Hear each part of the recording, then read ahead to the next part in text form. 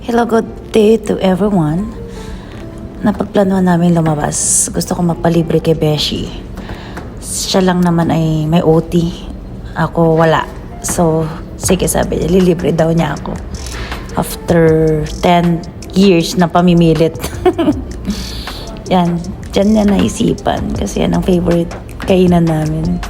Tagal ko na nagka-crave ng Applebee's. Parang 1 taon na ata. Pinagbibigyan niyang beshi niyang bontit. Ganda yarn. Yan. Yan lang naman usual na in-order namin. Classic mojito. Siya naman yan. Caesar salad. Habang naghihintay kami nung steak na in-order. Yan, happy kid yan siya. Kasi yan, ganyan lagi reaction pag may food sa harap. Daming kwento niyan. Pero, kaya niya mag-multitask. Ayun na! Finally dumating na! Aming order! Hindi po available ang rib eye. So, dumating yung isa. Yan na siya. Basta steak yan. Yan lang. Sobrang pricey ng Applebee's. Kaya hindi sa lahat ng oras talaga nakakapag-Applebee's kami. The aftermath. Ayan na siya. Natapos na. Pero si Beshi, may gusto pa siyang kainin. Hindi pa siya nabusog. Yan. Napahabol pa siya ng ano ba tawag dyan? Ribs. Which is may free kami dyang ticket. Cinema ticket ng Indiana Jones. Which is magagamit lang namin sa may sinihan na lugar like Jeddah. After nun, pakuway kami. Isipan namin pumunta dyan sa Miniso.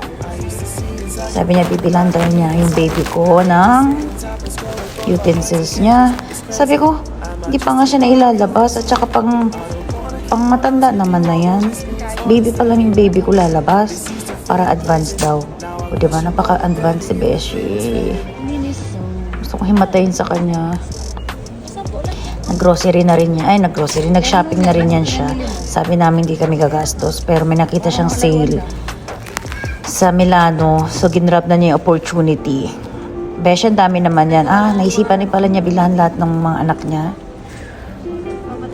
Mga pastel color siya. Kaya ang ganda niya sa mata. Ito si Beshi, masyadong advance.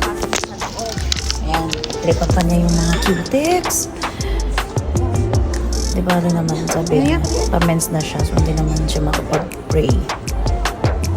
Diba, cute.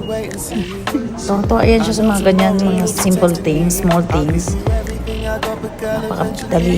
Napakadali lang niyang maligayahan. Yung source of happiness niya,